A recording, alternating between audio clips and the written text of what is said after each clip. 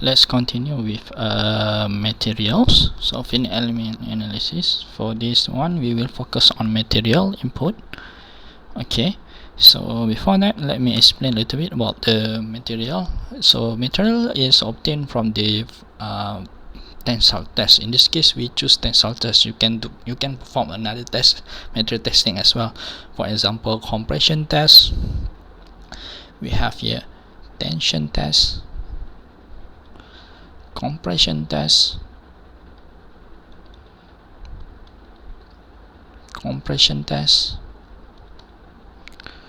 or maybe torsion. Okay, torsion test. Okay, or you can also do the biaxial test. Okay, where you apply stress to four sides. So in this case, this is what on the first two, this is what we call uniaxial test. This one we call biaxial, and this one we call torsion.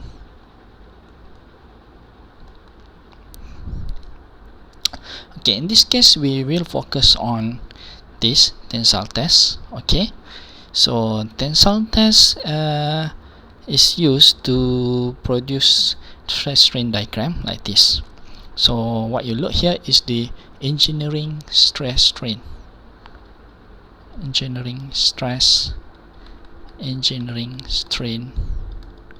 diagram. Okay, so this is your specimen. So the strain movement is measured using this extensometer. This is what we call extensometer, with a standard length measurements of 50 mm. Okay, so meaning that here is what we consider, let's say this is the location of the measurement. Okay, 50 mm, where we can say that in this area of deformation here is homogeneous deformation. Okay, compared to the other region. That's why this is the most important area for the measurements to determine the material properties. So from here from this test you get force, right? This force measurements, and then as a function of displacement, not for this displacement, not this one. Okay, this is not accurate. Okay, if you take this fixed head measurement, okay, because this one also move, but then we want to say that displacement of this area here. Okay, so meaning that this area here. Okay, displacement of the this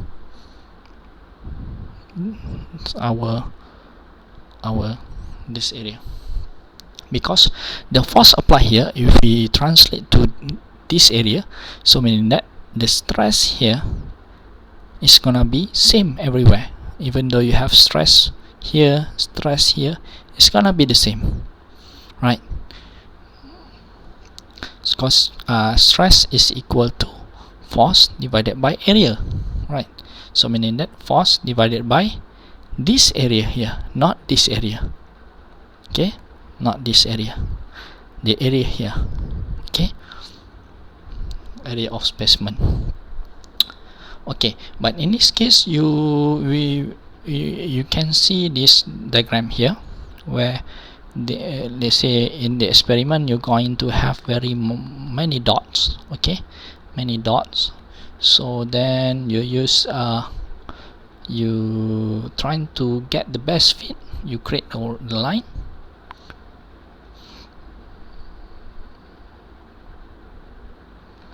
Okay, then you take something like that.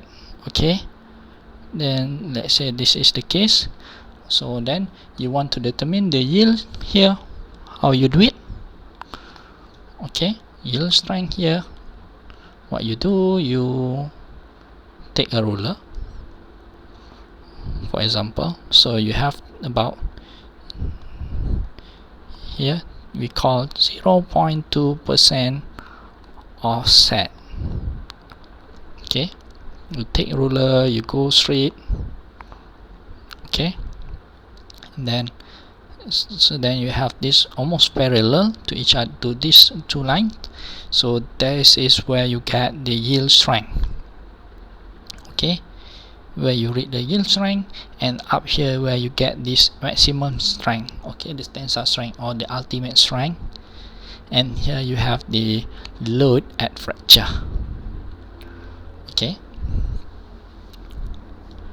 but what we interested in, because of what we in blanking operation, plastic deformation, that matters, because what is matters to us is plastic deformation area. So meaning that this area, plastic deformation, since the sheet material deform, so this involve measurement after this involves stress after this point, after this yield. Before yield is all elastic. Okay, so how do we determine plot this true stress to strain curve? So the one we get here down here is the engineering stress strain, where it's going to look like this. Okay, but for engineering stress strains, you're going to have this plot, this kind of plot. Earlier on in elastics, they are all same, no problem. Not so then after the yield point around here, they deviate. So meaning that there is a gap between it, between this, right? So this is what we call true stress strain curve. This is in other words, we can say this true expressions of true expression for deformation of this material, this test material, and then translate into this true stress strain curve. So then you can then we can have the mathematical expression for this one, this curve here, using this is what we call Holomon or power law. Okay, meaning that the stress here, okay, as a function of strain here, okay, with this n here is the curve here, okay, and k here is the k and n is the constant. K and are constants. Okay, which we can get this constant. We can use MATLAB to get this value. We write a MATLAB code, and then we can get this K and N values. Okay, we can use MATLAB. Okay, so as you can see here, the true stress strain, the failure, actually the material fail over here. Why we have this kind of expression? Because when material deform, so at large deformation, okay, apparently the measurement of strain will be severe, right? Because strain measurement is because of this, right? Because of this is the mesh here. Okay, if you apply force to the mesh, what will happen? It's going to distort. So we don't know, is it distort like this, right? Or is it going to distort like this? You do not know, right? But what we can see here, there is some deformation, meaning that the deformation, the geometry change, right? The geometry change from here. Let's say this is Lx, here let's say here Ly. So now you have LX1, LLY1, LLY2, right? Here maybe you have same LX1, right? And here same LS, also different geometry. So because of this geometry, since this is so ln L over L naught, right? L naught over L, right? So this, because of this measurement, L1 and L naught, okay? So because of these changes, L and L here, from this original, from the LO to this one, so meaning that if it's too severe, let's say like this is too severe, right? Because the geometry changes maybe surpasses, maybe this one maybe about this point here. For example, if we put in this value and this value into here, we measure, okay, maybe somewhere around here. Okay, let's say if we take this one LY 1 here, okay, and then LY not here, okay, and then we realize that maybe the point there is already maybe beyond this point, beyond the failure point. So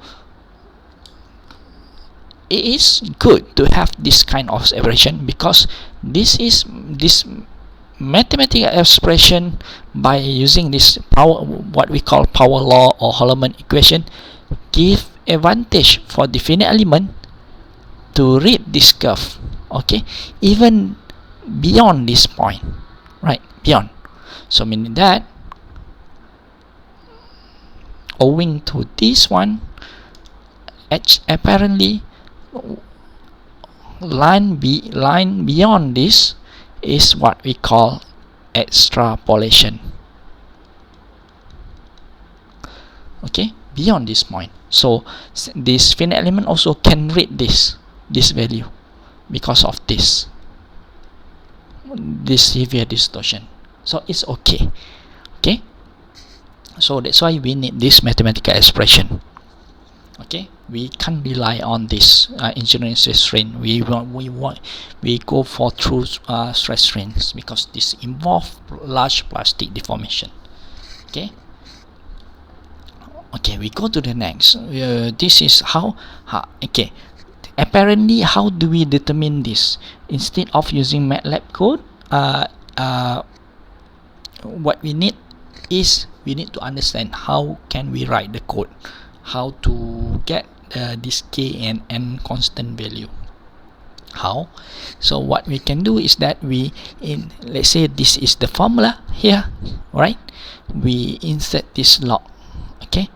Then we can have a plot. So with this, we can have this N, right? This N value here. Let me just change the color. Okay, this N value here is because of this, right? This N. So, and log and code K here is because of this, right?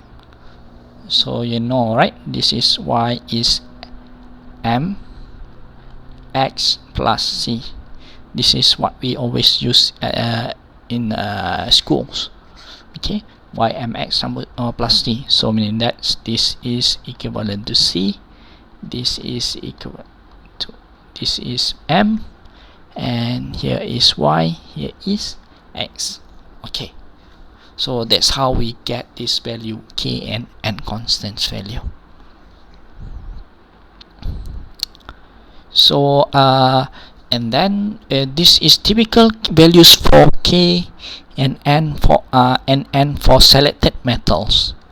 Okay, so this is the case for aluminum. So meaning that in this case, for aluminum 1100, okay, this is pure aluminum. So we can say that the flow stress is equal to K180. So you know, right? This is the formula, KEN, right? So EN here is 0.2. Okay, then we take another one. Steel we go for stainless steel 304 anneal.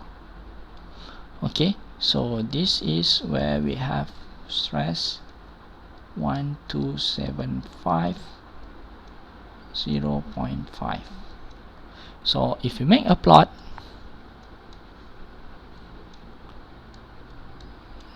stress strain, so this is where you can see the curve here. 0.2 is going to have very curvy shape, right? It's going to be something like this. This is AL 1100, this one, and this is 1304. So this may be somewhere around here. It goes like this. Actually this is 304. Okay, because of these mathematical expressions, right?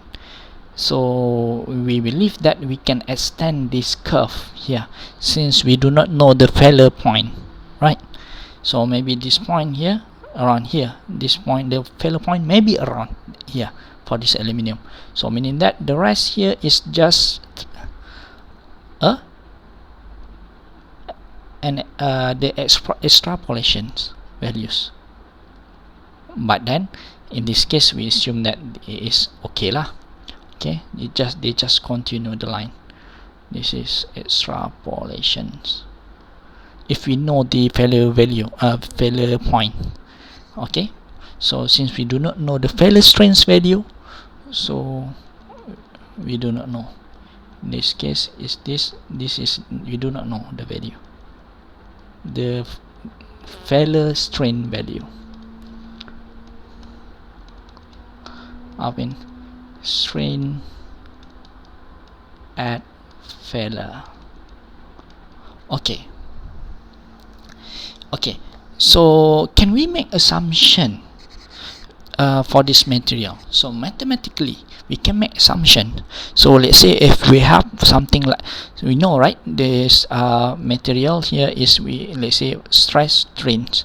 So for elastic it's going to be like this, right? And then up to this yield point, right? So this is yield, right? So meaning that this is elastic material, right? Elastic. So what we need, what kind of information we need from here? So meaning that what we need is this only, E and V value. That's it. And also we can add some more rho density. But from this diagram, what we can extract, what kind of information we can extract from this?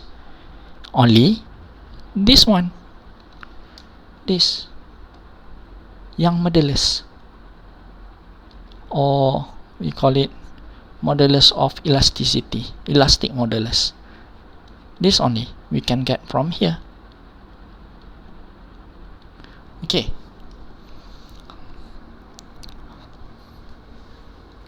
Then what about the plastic deformation? So mathematically we can make assumption on it.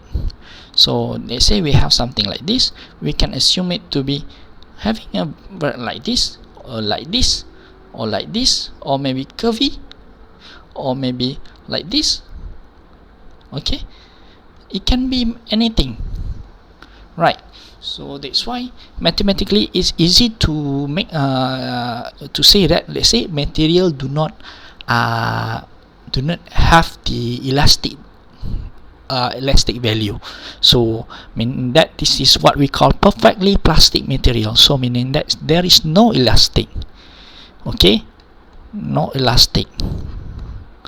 So then if it's not elastic, meaning that we start from the yield up to there. If you know the yield value, and then we can say this is elastic. But if we say that let's say we can have another assumption. This is what we call elastic perfectly plastic. What does it mean by perfectly plastic in this case? meaning that they do not have a deviation.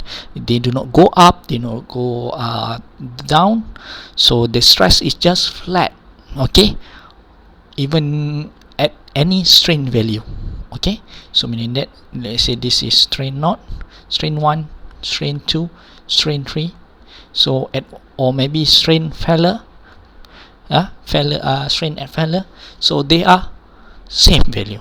Okay, so meaning that, yeah, but in this case, it's elastic, perfectly plastic, it has some elastic here, so this, okay, and then starting from one some point down here, okay, the material start to deform plastically, but then still the same, no, perfectly plastic, even at strain at failure also same value.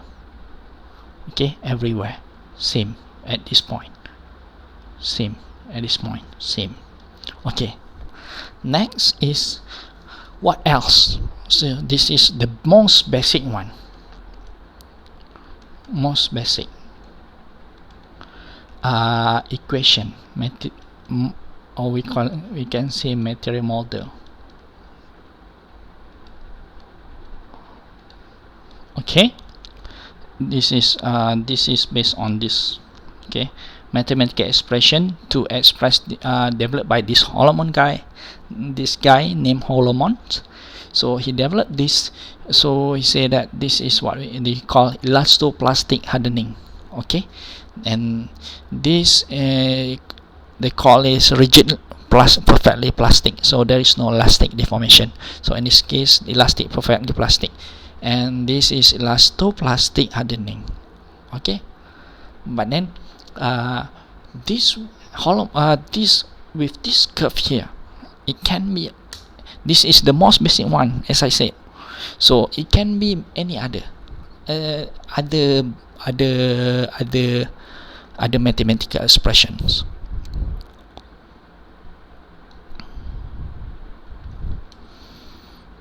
What are these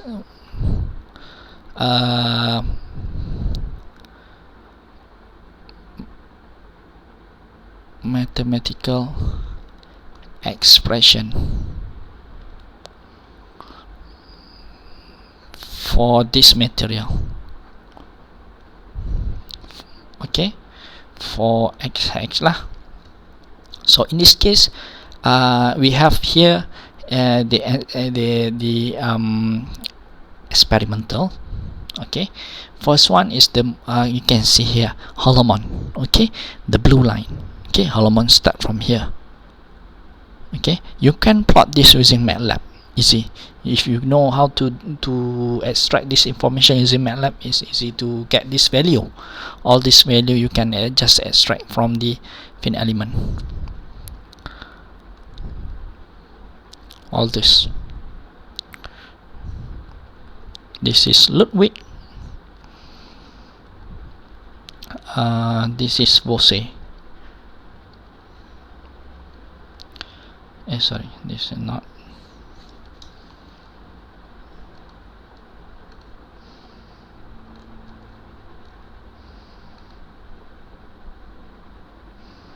Okay, what you can see here is that they are almost close to each other, but except one, Ludwig. You can see Ludwig here. Okay, the smaller strain, it starts to go, it deviates from the other models even more, right? You see the gap here. Okay, and then suddenly when at some point, okay, of this strain value, okay, it goes down. Okay, it goes down, but the rest looks similar, except that at larger strain, smaller strain, meaning that we do not know what happened to the here.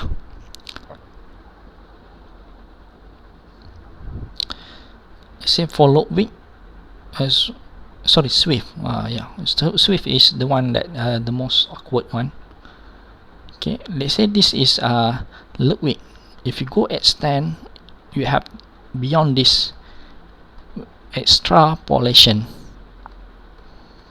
Okay, beyond this point, what do you see? they are deviate even larger, right? So what happen if you go even larger? So they go even more, right? So you can see the gap.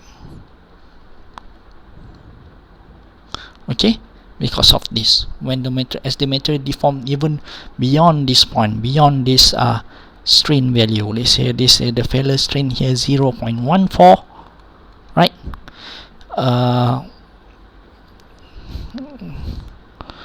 Strain at failure. So you can see the deviation between those four material model even larger. But maybe for the blue one, for Holloman and the black one, both say they look similar. Okay, maybe, but then still they are going to have very different value at larger strain. So this is 0.14. This is due to the tensile test.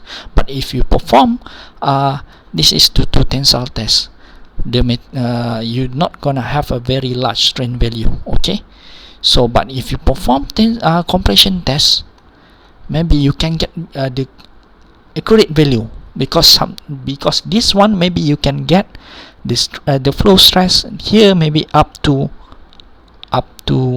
in this case 0.14, but in this case maybe the strain value maybe up to 2. For torsion maybe beyond that, the strain maybe up to 3 or 5. But for biaxial,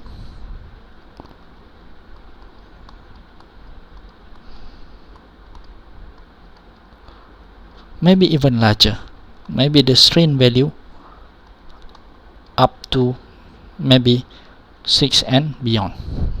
Okay, but maybe sometimes it depends on the meter, maybe you get up to 3 only, strain of 3. Okay, it depends on the material.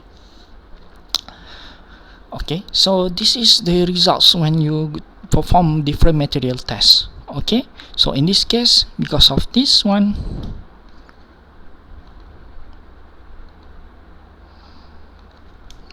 this tensile test,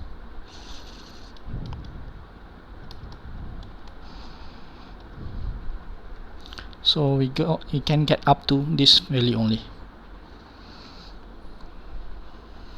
Okay, so next, since we realized that I think maybe this is beyond what you need to know, but then it's okay, we learned something. Just want to give you some information on this, since you know that this is the punch, right? This is the sheet, right? And this is the blank holder, this is the die. Okay, what do you see is that the shearing, it's gonna be shearing, right? Because in this area, right?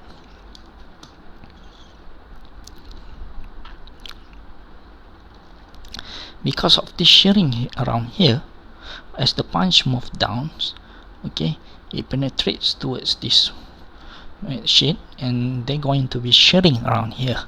Okay, it will be damage to the sheet material.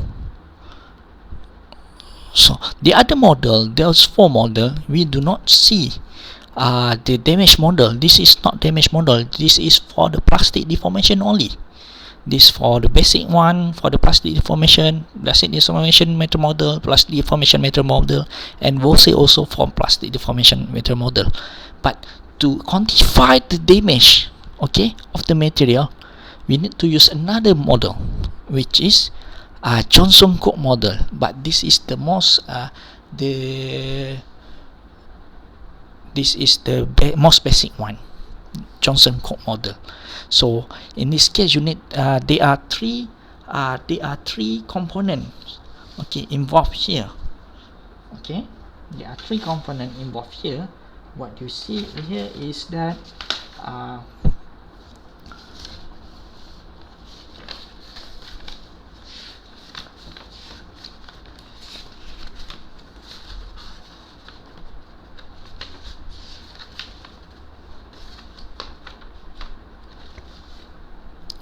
You see, this is due to plastic deformation. We call it plastic deformation. This is due to strain rate. This is a strain rate effect. This is thermal effect. Temperature effect, meaning that there are three terms here. The first term, the first term here is the for the plastic deformation. The second term here is the strain rate effect. The third term here is the temperature, because the shearing here involve plastic deformation, involve temperature. When the material dislocate, actually you can temperature increase. Okay, so meaning that this one you can't avoid this. Okay, temperature effect.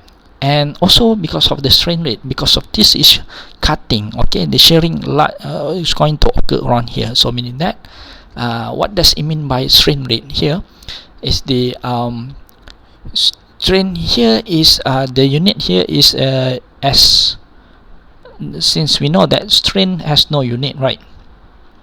No unit, but for strain rate is going to be, let's say this is the value, is going to be this unit.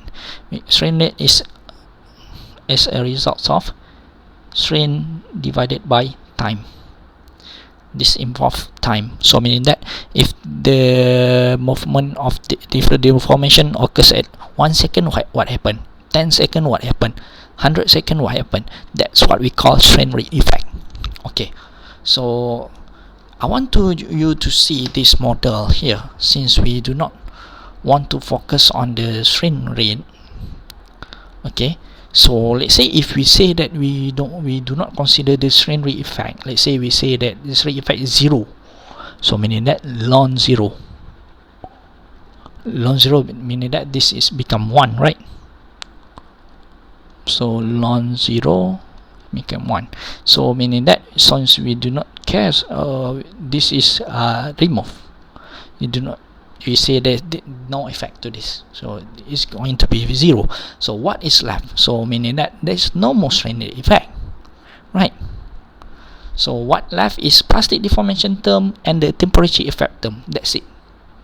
Okay, for if you look closely with this Johnson-Cook model and compare with the rest of this model, which one is quite similar to this? You can see that this one, look, wait, stress A here plus B strain N, right? Same, except that this temperature effect.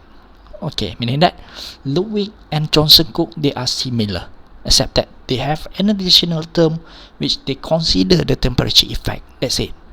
That's the difference. Okay, so okay, let's do this. Okay, input temperature for this material. So let's do this. We continue with our, we do this. So if we, since we have the geometry models, and then this is the properties for the punch, blanking die, and sheet material. What you can see here is this is what you need. This is because of the temperature effect. The value or this value you can get from MATLAB or manufacturer catalog. Why? Because they are all similar, almost similar. Okay, this is the elastic. If you Google search these informations, actually they are also almost similar. Okay, so in this case we only focus here, so we not going to focus on this. Okay, temperature effect, no temperature effect. We assume there is no temperature effect. We only want to focus on elastic and plastic deformation. So what we have here, since we have this punch blanking die and sheet material, so they are like this, and the sheet material was model for the sheet material. Okay, the plastic, the elastic plastic material properties. Okay, so we're going to use this Ludwig formulation where we have this. Okay, flow stress is equal to if you remember, B E N plus A. Okay, how if you look here, before that I forget to explain something about this. So if this is Holomon, right? So Holomon actually, it started from, this is Holomon, so started from 0 up to the end point strain value. Okay, this is Holomon. What about this Swift? Meaning that you have the stress strain, okay, strain, stress. So meaning that due to this, okay, because of this, meaning that this is what we call pre-strain. So meaning that it has some strain value around here. So meaning that the strain start from somewhere around here, so and then go up there and then start to have this line. This is Swift. This is what you see. That's why they do not start from 0, except Holomon start from 0. Okay, you can see this. And for Ludwig, somewhat similar like Swift. Okay, where this is due to this value. Okay, we can say the pre-stress or maybe A. Okay, same, but this pre-stress or maybe A here, we can use any. So the value because of this, meaning that this starting from here and then it goes up to the failure point. Okay, yeah. So this is the difference. So in this case we're going to use this. So meaning that if we draw the diagram, okay, you see from there to there, this is A here, 231. This is stress, this is strain. So meaning that stress start from here, go up like this. Okay, so that's why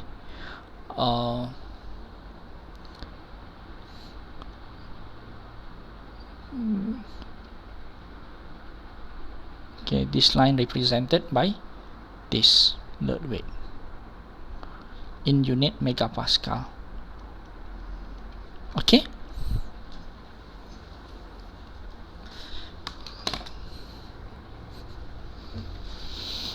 okay, let's start do something here.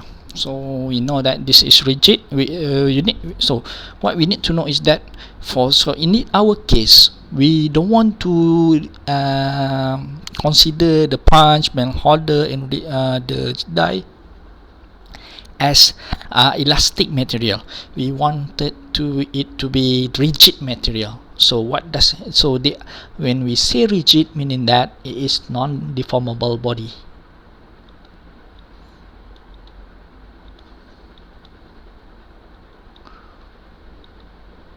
Okay, so this one also same. So this one also same, but this one here is deformable body. So meaning that we want to have elastic and plastic deformation. So that's why elastic, we need to have this raw E and Young modulus and Poisson ratio value. Okay, but for plastic, what we need is the Ludwig. Okay, so for rigid here, what we need to same exactly like elastic material. So we need to have this parameter raw, the density, the Young modulus and Poisson ratio. Same here, density, Young modulus and Poisson ratio. Density, Young modulus and Poisson ratio. Just to let you know that the elastic property is not so important in this case. Okay, you can from my experience, you don't need to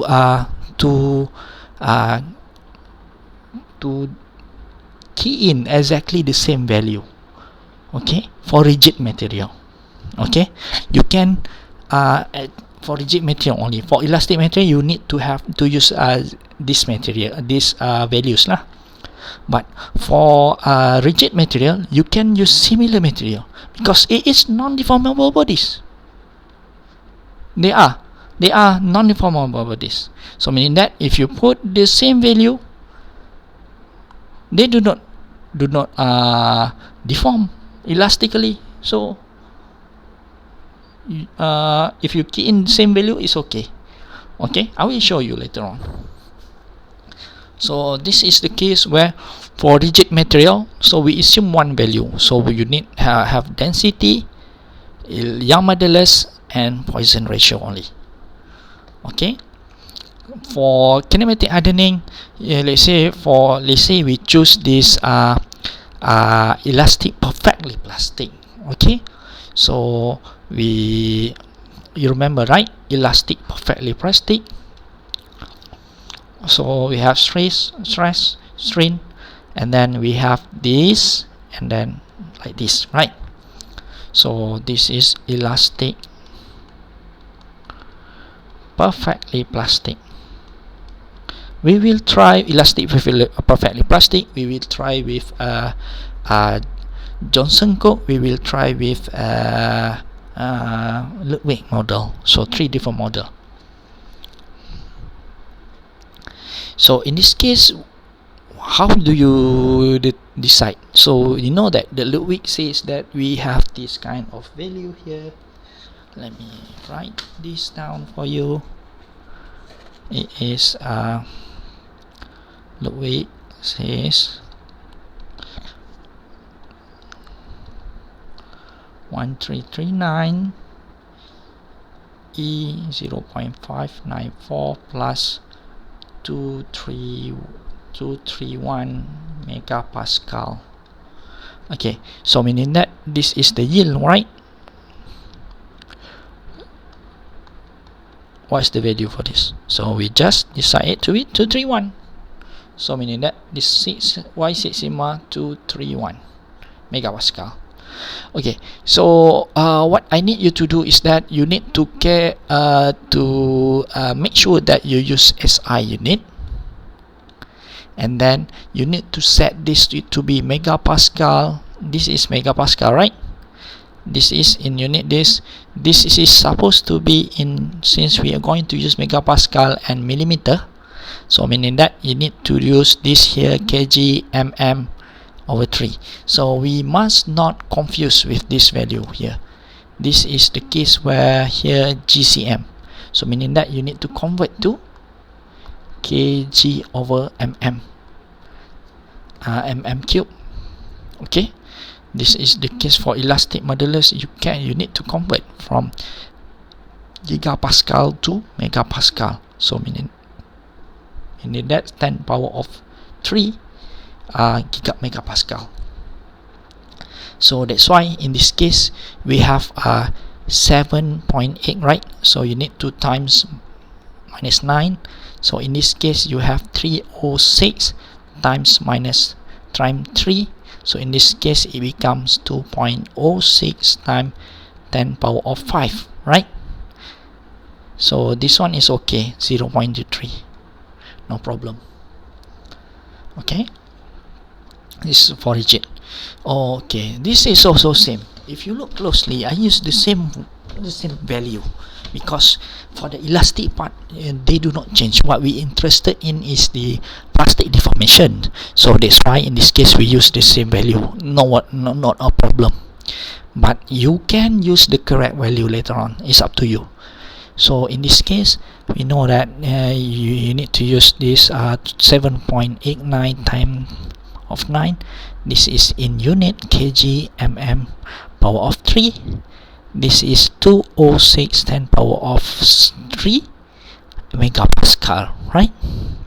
So meaning that you shift the point, the dot here, 2 points before this, surpassing 6 and 0, then you have 2.06 times power of 5 megapascal. So this one okay, 0.3, this is okay. So this one 2.31 megapascal. Okay, so then we highlight this, say that the failure, this is the strain at failure. So we say that the strain at failure 1.6, EF 1.6, somewhere around here. So meaning that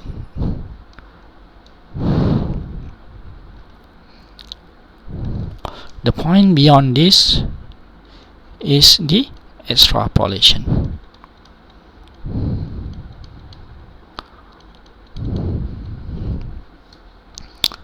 Okay.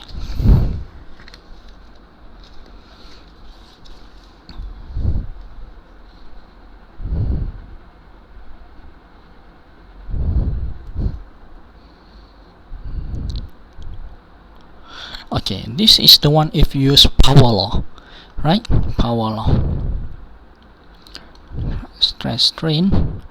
So assuming that the material like this, so the failure is supposed to be this Kn.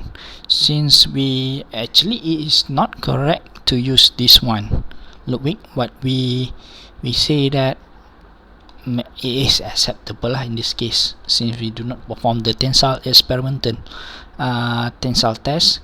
So we say that 1339 E 0.594 plus 231. So we ignore this one, so then this become this one. So meaning that, see here, F here 1339 E 0.594. this is, you key in the value and then you key in the value, so exactly the same. So the rest just the same. And the sigma here, okay, you can, because of the, okay, why did I put the sigma here and the strain failure here? So meaning that in this case you can still consider this. How? You assume that this something like this, so meaning that from here to there, this is 231 strain. So still you have this same exactly like Ludwig if you use this. Okay, and the strain failure we decide this to be here 1.6.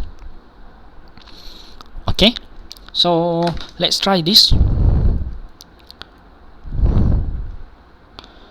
Okay, we open our model. Okay, we go to